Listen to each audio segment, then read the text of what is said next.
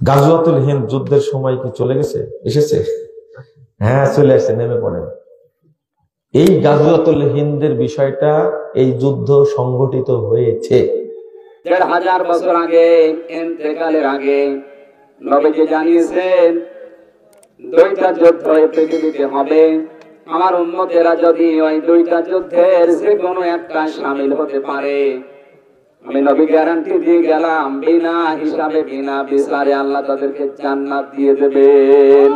তো গাজওয়া হিন্দ নিয়ে ইদানিং অনেক কথা হচ্ছে।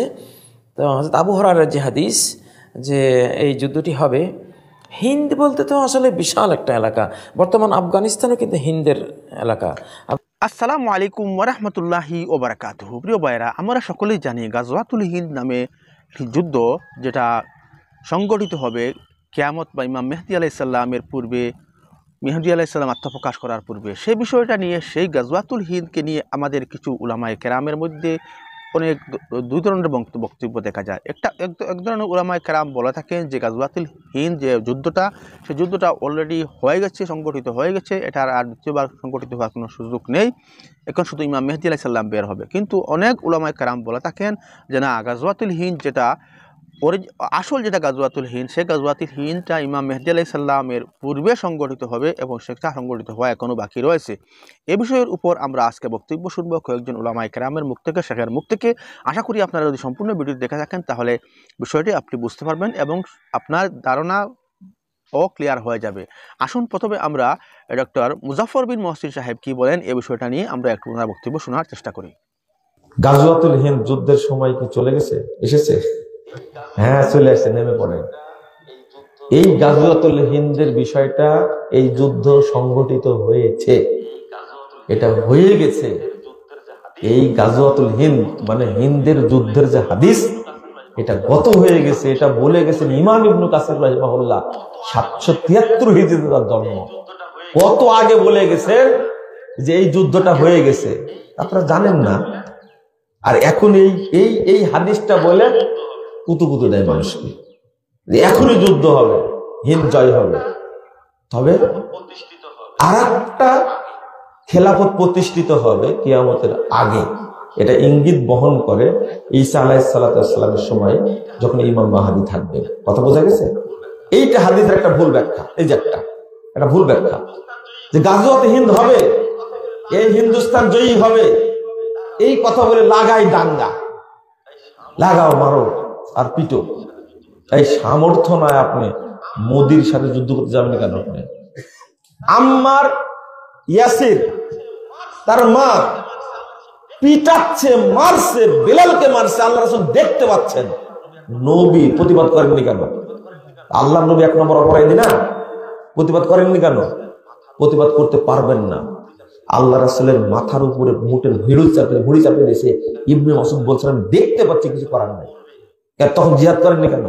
জিহাদ করতে মরবে। আরে জিহাদের একটা টাইম আছে, সামর্থ্য না থাকা পর্যন্ত নামা যাবে না। মার খাচ্ছে, দেখতে হবে আপনাকে, এটাই সুন্নাহ। এইটা মেনে নিলে মক্কায় এত অত্যাচারিত হয়েছেন, সাহাবীরা হিজরত করে হাবশায় চলে গেলেন, তাও বুঝে আসে না। আর গাজওয়াতুল হিন্দ আপনি করবেন, এখন কসাই হলো মোদি, এই শয়তান মুসলিমদেরকে মারা নিয়ে ব্যস্ত। আপনারা শক্তিশালী হন, তারপরে অস্ত্র ধরেন। আর এখনই ধরবে। এই যে কিছু জঙ্গি একদিনে 64টি জেলায় বোমা হামলা করে সবগুলো পালিয়ে গেছে। এখন কাকে ফাঁসি দিছে, কেউ মরেছে, কেউ এখন গর্তে আছে আর জেল খাটছে বছরের বছর, 13-14 বছর জেলখানায় আছে। এটা অযোগ্যতা, অবুঝ। এটা বন্ধুগণ, আপনারা এখানে দেখলেন মুজাফফর বিন মহসিন সাহেব বলতেছেন যে গাজওয়াতুল হিন্দ যেটা ইবনে তাইমিয়া রাদিয়াল্লাহু তাআলা, ইবনে তাইমিয়া অনেক আগে রাহিমাহুল্লাহ, অনেক আগে এই কথাটা বলে গিয়েছেন যে এটা গাজওয়াতুল হিন্দ অলরেডি সংগঠিত হয়ে গেছে। এবং উনি উদাহরণ দিতেছেন যে নবী করিম সাল্লাল্লাহু আলাইহি সাল্লামের কাঁধের উপর, মাথার উপর উটের বুড়ি ফেলে দিল, নবীজি জিহাদ করেন নাই কেন? আরেকজন সাহাবীর কথা বললেন, ওনার মাকে পিটাতেছে, তারপরেও নবীজি জিহাদের কথা ঘোষণা করেন নাই কেন? বন্ধুগণ, আমরা সকলে জানি নবী করিম সাল্লাল্লাহু আলাইহি সাল্লামের নিজের ইচ্ছা মতো কোনো কাজই করেন নাই। আল্লাহ রাব্বুল আলামিন যখন জিহাদ করার কথা নবী করিম সাল্লাল্লাহু আলাইহি সাল্লামকে ওহীর মারফতে বলে দিয়েছেন, হ্যাঁ, তখনই নবী করিম সাল্লাল্লাহু আলাইহি সাল্লাম কোনো পদক্ষেপ নিয়েছেন। নবী করিম সাল্লাল্লাহু আলাইহি সাল্লাম মক্কা থেকে মদিনা হিজরত করেছেন, তাও আল্লাহ রাব্বুল আলামিন নবী করিম সাল্লাল্লাহু আলাইহি সাল্লামকে হিজরত করার কথা বলেছিলেন, তখনই নবী করিম সাল্লাল্লাহু আলাইহি সাল্লাম হিজরত করেছিলেন। নবী করিম সাল্লাল্লাহু আলাইহি সাল্লাম একা নিজের মন ইচ্ছা মতো কোনো কিছুই করেন নাই, এটা আমরা সকলে ভালো করে জানি। আসুন মুজাফফর বিন মহসিন সাহেবের বক্তব্যটা কতটুকু সঠিক এবং আরও কয়েকজন শেখ আবু বকর জাকারিয়া এবং ডক্টর আব্দুর রাজ্জাক বিন আব্দুল্লাহ বিন আব্দুর রাজ্জাক উনিও কি বলেন এই বিষয়টা নিয়ে আমরা দেখার চেষ্টা করব। আসুন আমরা এবার একে একে বক্তব্য দেখার চেষ্টা করি। আমরা কয়েকজন বক্তব্য শুনবো তারা কি বলতেছে। প্রথমে আমরা আমির হামজা কি বলেন, মুফতি আমির হামজা কি বলেন, তারপরে আমরা একে একে অন্যরা বক্তব্য শোনার চেষ্টা করি। আসুন আমরা দেখার চেষ্টা করবো। ১,৫০০ বছর আগে, ইন্তেকালের আগে নবীজি জানিয়েছেন দুইটা যুদ্ধ এই পৃথিবীতে হবে। আমার উম্মতেরা যদি ওই দুইটা যুদ্ধের যে কোনো একটা শামিল হতে পারে, আমি নবী গ্যারান্টি দিয়ে গেলাম, বিনা হিসাবে বিনা বিচারে আল্লাহ তাদেরকে জান্নাত দিয়ে দেবেন। ১ নম্বরে নাম দিয়েছেন গাজওয়ায়ে হিন্দ। হিন্দুস্তানের সাথে একটা যুদ্ধ মুসলমানদের আমার উম্মতের হবে। ওই সময় যারা জান প্রাণ মন দিয়ে লড়াই সংগ্রাম চালাবে, অবশেষে আমার উম্মতকে আমার আল্লাহ বিজয় দান করবে। নবীজি কাবার হাতিমের সাথে হেলান দিয়েছিলেন, চোখ বন্ধ করে কিছুক্ষণ, এরপরে চোখ খুলে তিনি মিষ্টি হাসি দিলেন। সাহাবায়ে কেরাম ডাক দিয়ে বলে, হে রাসূল, আপনি চোখ করেছিলেন, এরপরে চোখ বন্ধ করে মিষ্টি হাসি দিলেন, কারণ কি? নবীজি বললেন, যতক্ষণ আমি চুপ করেছিলাম ততক্ষণ মহান আল্লাহ আমাকে জানাচ্ছিলেন এই গাজওয়ায়ে হিন্দ, হিন্দুস্তানের সাথে আপনার উম্মতের যে যুদ্ধটা হবে, যুদ্ধে অনেক ক্ষয়ক্ষতি হয়ে যাবে, অনেক জান, অনেক মাল, অনেক সম্পদের ক্ষতি হবে। কিন্তু আমি এই যে কিছুক্ষণ পরে মিষ্টি হাসি দিয়েছি, জিবরাইল আমাকে জানিয়েছে ওই যুদ্ধের সর্বশেষ ফলাফল আপনার উম্মত বিজয়ী হবে।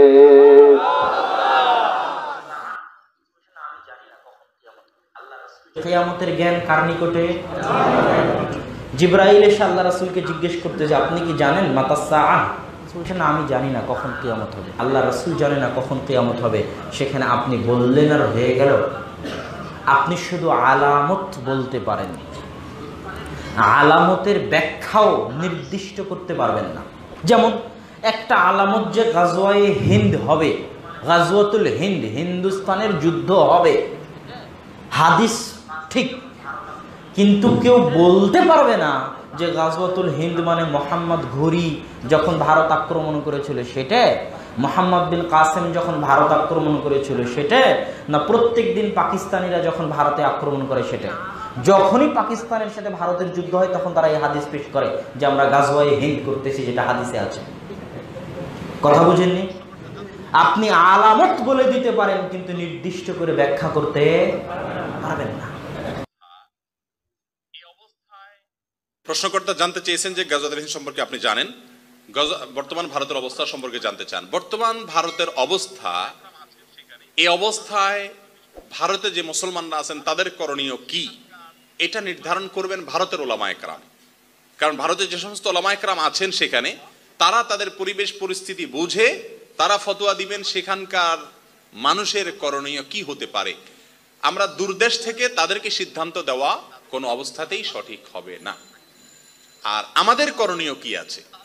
আমাদের করণীয় হলো সাধ্য এবং শক্তি অনুপাতে তাদের পাশে দাঁড়াবার যদি কোনো সুযোগ থাকে সে সুযোগকে গ্রহণ করা, ব্যবহার করা, তাদের প্রতি যে জুলুম বা অবিচার হচ্ছে সেটার বিরুদ্ধে প্রতিবাদ জানানো, শান্তিপূর্ণভাবে কারোর ক্ষতি না করে, কষ্ট না করে এই অন্যায় কাজের বিরুদ্ধে প্রতিবাদ জানানো। নবী সাল্লাল্লাহু আলাইহি ওয়াসাল্লাম বলেছেন, মান রাআ মিনকুম মুনকারান ফালিয়ুগাইয়িরহু বিয়াদি ফামান লাম ইস্তাতি' ফাবিলিসানি ওয়া মান লাম ইস্তাতি' ফাবিকলবি ওয়া যালিকা আদাফুল ঈমান।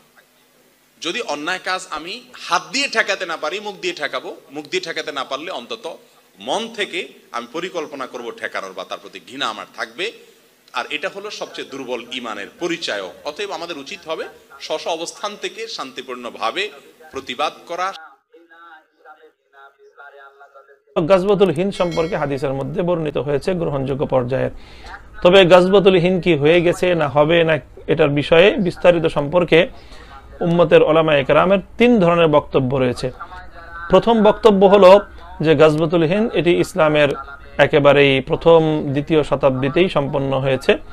যেমন মুহাম্মদ বিন কাসেম এবং সুলতান মাহমুদ গজনবী এই ধরনের বড় বড় ইসলামী বীর পুরুষদের মাধ্যমে হিন্দুস্তানের বিভিন্ন অঞ্চলে যে সকল যুদ্ধগুলো সংগঠিত হয়েছে সেগুলো হলো গাজওয়াতুল হিন্দের অন্তর্ভুক্ত। দ্বিতীয় মতামত হলো হিন্দ বলতে শুধু হিন্দুস্তান নয়, বরং আরব থেকে এই পূর্ব অঞ্চলে যে অঞ্চলগুলো রয়েছে যেমন বসরা ইত্যাদি এই সকল এলাকার বিভিন্ন যুদ্ধকে বোঝানো হয়েছে, যেগুলো ইসলামের সোনালী যুগে সম্পন্ন হয়েছে। তৃতীয় মতামতটি হলো যে না, এই যুদ্ধটি এখনো সংগঠিত হয়নি, এই যুদ্ধটি সামনে হবে। এবং কোন একটি বর্ণনার মধ্যে এমন রয়েছে হযরত ইমাম মাহদী এবং ঈসা আলাইহিস সালাতু ওয়াস সালামের সময়ে এই চূড়ান্ত সিদ্ধান্তকারী যুদ্ধটি সংগঠিত হবে। তো এই এলো আরেকটি বর্ণনা। তো এই বর্ণনাটিও রয়েছে এবং কোন কোন দুর্বল সূত্রের দ্বারা বর্ণিত কোন কোন বর্ণনার দ্বারা এই তৃতীয় মতামতটির সমর্থন পাওয়া যায়। তবে আমরা সবগুলোর আলোকে বলতে চাই যে গাজওয়াতুল হিন্দ এটি রাসূল সাল্লাল্লাহু আলাইহি ওয়াসাল্লামের ভবিষ্যৎবাণীর একটি যুদ্ধ। এর কিছু অংশ হয়ে গেছে, আরও ভবিষ্যতেও হতে পারে। এই সবগুলোই আল্লাহ রাসূল সাল্লাল্লাহু আলাইহি ওয়াসাল্লামের বর্ণিত গাজওয়াতুল হিন্দের যে ফজিলত এবং তার যে ভবিষ্যৎবাণী সেই অন্তর্ভুক্ত হবে। এগুলো আল্লাহর আদেশ, এগুলো আল্লাহর কিতাবে লেখা, এগুলি আমাদের আপনার আমার কারো কিছু করার নেই। কোরআনে যা বলা হয়েছে তাই সংগঠিত হয়েছে। তো কোরআনে এবং হাদিসের মধ্যে কুলিল্লাহুম্মা মালিকাল মুলক, যখন নবী সাল্লাল্লাহু আলাইহি ওয়াসাল্লামকে সুসংবাদ দেওয়া হলো যে আপনি পারস্য সাম্রাজ্য দখল করবেন, আপনি রোমান সাম্রাজ্য দখল করবেন, তো আয়াত নাজিল হলো। এবং কাফেরা যখন বলল যে এটা কি সম্ভব, তোমরা তো আমাদের থেকে জান বাঁচাবার জন্য পরিখা খনন করে আত্মরক্ষা করছো, আর তোমরা পারস্য রোমান সাম্রাজ্য দখল করবে। তখন আল্লাহ কোরআনে সূরা আল ইমরানের 26 নম্বর আয়াত দিয়ে বুঝিয়ে দিলেন যে দেখো সাম্রাজ্যের মালিকানা আল্লাহর, এগুলি সব আল্লাহর লেখনী। তো গাজওয়া হিন্দ নিয়ে ইদানিং অনেক কথা হচ্ছে। তো হযরত আবু হুরায়রার যে হাদিস যে এই যুদ্ধটি হবে, হিন্দ বলতে তো আসলে বিশাল একটা এলাকা। বর্তমান আফগানিস্তানও কিন্তু হিন্দের এলাকা। আফগানিস্তান, পাকিস্তান, শ্রীলঙ্কা, বাংলাদেশ, মিয়ানমার, যেটা মহাভারত, যেটা মানে বিশাল অঞ্চল ভূখণ্ড, এগুলি সবটাই কিন্তু হিন্দের অন্তর্ভুক্ত। তো এগুলো অনেক সময় অনেকে বললে কেউ হয়তো শত্রুতা করেন যে কেন এই হাদিসগুলি বলা হচ্ছে। এগুলো আমাদের এটা যেটা আল্লাহর কিতাবে লাওহে মাহফুজে লিপিবদ্ধ কলাম মেরে দেওয়া হয়েছে, এটা তো লঙ্ঘন হওয়ার কিছু নেই। আমরা চাইলেই কি না চাইলেই কি, তো এটা হবে। তবে এটা হবে মূলত ইমাম মাহদী যখন আসবেন তখন এই ঘটনাগুলি সংঘটিত হবে। তখন তো তৃতীয় বিশ্বযুদ্ধ মঞ্চায়িত হবে। তার আগে ইমাম মাহদীর এত আসার একটু আগে তৃতীয় বিশ্বযুদ্ধ হবে, বিশ্ব মানচিত্র নতুন করে লিপিবদ্ধ হবে, কত কি হয়ে যাবে। গাজওয়ায়ে হিন্দ হবে, গাজওয়ায়ে ফারস হবে, গাজওয়ায়ে আরব হবে, গাজওয়ায়ে ইউরোপ হবে, গোটা বিশ্বেই তো গাজওয়া অর্থাৎ যুদ্ধ লেগে যাবে, তারই একটা পার্ট হবে এটা। তো এখানে যেটা হবে, এখানে অবশ্যই তো ইমাম মাহদী আলাইহিস সালাম তিনি তো আল্লাহর শক্তি বলে তিনি বিশ্বকে শাসন করবেন, দখল করবেন। তারপরে ইমাম হযরত ঈসা আলাইহিস সালামও আসবেন। তো এখানে এই যুদ্ধগুলি হবে এবং এটা আসলে তখন 7 মহাদেশের মানুষরাই তখন ইসলাম কবুল করবে। ভারতেরও অধিকাংশ জনগোষ্ঠী তখন ইসলামের ছায়াতলে চলে আসবে। আমেরিকা বলেন, ইউরোপ বলেন, যেহেতু সহিহ হাদিসে রয়েছে, কোরআনে রয়েছে, ওয়াইম মিন আহলিল কিতাবি ইল্লা লা ইউমিনান্না বিহি ক্বাবলা মাউতি। ঈসা আলাইহিস সালাম যখন দুনিয়াতে আসবেন, তার মৃত্যুর আগে সমস্ত আহলুল কিতাব মানে বিশ্ববাসী এরা সবাই তার প্রতি ঈমান এনে মুসলিম হয়ে যাবে। তো এটা ঘটবে এখন। তো এই যুদ্ধগুলি সামনে হবে। এটা অতীতে কিছু হয়েছে, কিন্তু এর মূলটা কিন্তু সামনে ইমাম মাহদীর পর্বে রয়ে গেছে। এটা তখন হবে। এগুলি আল্লাহর বিষয়, এগুলি কিতাবের বিষয়, আল্লাহর বিষয়, আমাদের কারো বিষয় না। এগুলো নিয়ে আমাদের কোনো এখানে পজিটিভও নেগেটিভও কোনো কিছু এখানে আমাদের আসলে সেই এগুলি করণীয় বলতে তেমন কিছু নাই। তবে যখন হবে তখন যারা থাকবে তারা এগুলিতে অংশ নেবেন, তারা করবেন। এই জাতীয় কিছু মানুষ জিনিস বানাইয়া হাদিসের কথাকে বাস্তবে এখনই নিয়ে আসতে হবে। চিন্তা বসে থাকে গাজওয়া হিন্দ এইটা হাদিসে আসছে, কিন্তু কোথাও বলা হয় না যে শেষ জীবনে হবে। অর্থাৎ এই উম্মতের শেষ সময় হবে সহিহ হাদিসে বর্ণিত হয় নাই, বানোয়াট হাদিসে আসছে। বানোয়াট হাদিসে আমরা দলিল নেই না। এই জন্য গাজওয়া হিন্দ আগেও হয়েছে, প্রথম শুরু হয়েছে মোহাম্মদ বিন কাসিমের সময়, জানেন আপনারা এটা।